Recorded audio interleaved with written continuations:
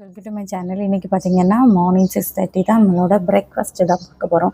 Night ஒன்றும் சாப்பிடாமல் படுத்ததுனால நல்ல வயிறு பசி. ஸோ இந்த டைமில் பார்த்திங்கன்னா கதவு திறந்த உடனே எல்லா பூச்சிகளும் சண்டை விட்டுட்டு வந்து நிற்கிதுங்க. சரி நீங்கள் நில்லுங்க, ஏன்னா நான்வெஜ் பார்த்தாலே அப்படி தான் சவுண்ட் விடும்.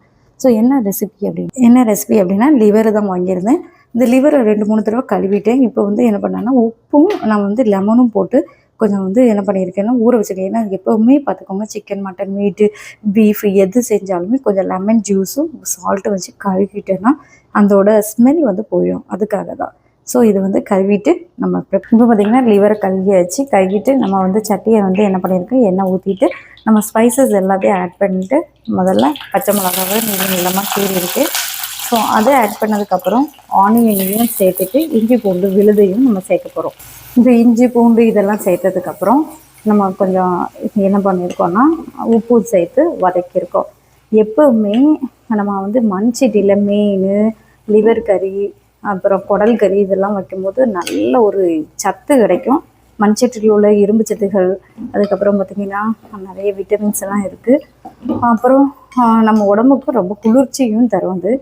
ஸோ இது வேகிட்டு இப்போ நெக்ஸ்ட்டு பார்த்திங்கன்னா தக்காளி சேர்த்தாச்சு. தக்காளி, வெங்காயம் சேர்ந்து வேகிட்டு அதுக்கப்புறம் நம்மளோட மசாலாஸ்லாம் போட்டுட்டு தான் சிம்பிள். இது ஒரு 20 மினிட்ஸில் நமக்கு சப்பாத்தி பிசைஞ்சு வச்சுட்டோன்னா இது ஈஸியாக வேலை முடிஞ்சிடும். நல்லா சப்பாத்திக்கோ பூரிக்கோ வச்சு சாப்பிட்டு பாருங்கள், சூப்பர் டேஸ்ட்டாக இருக்கும்.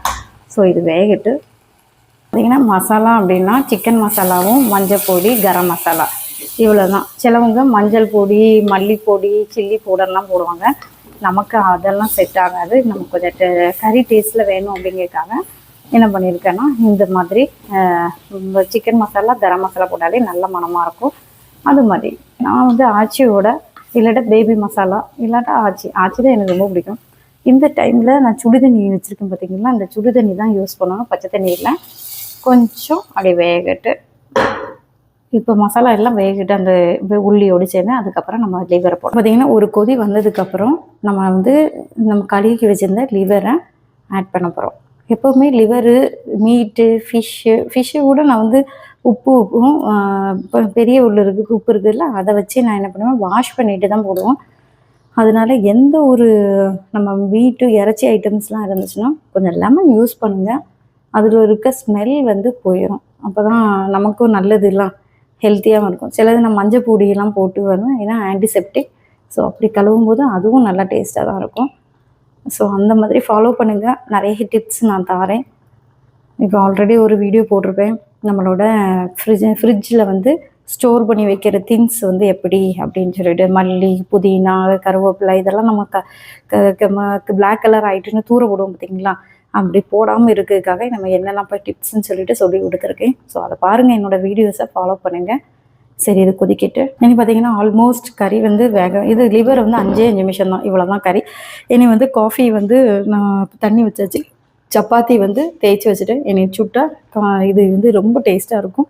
சப்பாத்திக்கு வச்சு சாப்பிடும்போது சூப்பர் டேஸ்ட்டு. சப்பாத்தி, நான், பத்திரிக்கைலாம் சூப்பர் டேஸ்ட்டாக இருக்குங்க. இது வேகிட்டு ஒரு 5 நிமிஷத்தில் இதெல்லாம் ரெடி ஆயிரும். ரெடி ஆனதுக்கப்புறம் நம்ம வந்து கொத்தமல்லி தலையை வந்து தூவிடலாம். லாஸ்ட்டாக பார்த்திங்கன்னா கொத்தமல்லி தூவியாச்சு. எல்லாம் ஆல்மோஸ்ட் வெந்தாச்சு. ஒரு 5 நிமிஷம் வச்சுட்டு நான் இந்த சப்பாத்தி போட போகிறேன். ஆல்மோஸ்ட் நம்ம கறி எல்லாம் ஃபினிஷ் ஆகிட்டு இந்த ஸ்டேஜில் தான் நம்ம இறக்க போகிறோம். இனி நம்ம வந்து சப்பாத்தி சுட போகிறோம். காஃபியும் ரெடி ஆகிச்சு. நம்ம நான் இப்படி தான் காஃபி குடிப்பேன். காஃபியில் சீனி போடாமல் ஜஸ்ட்டு ஒரு பச்சை தண்ணி மாதிரி தான் இருக்கும். இதெல்லாம் அட்ஜஸ்ட் பண்ணிக்க வேண்டியதான். இப்போ பார்த்திங்கன்னா சப்பாத்தி சுட்டாச்சு, காஃபியும் ரெடி ஆகிட்டு.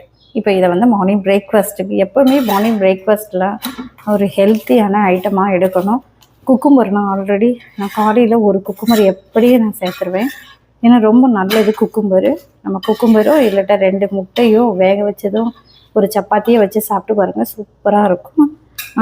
இதில் நான் ஆயில் வந்து யூஸ் பண்ணவே இல்லை.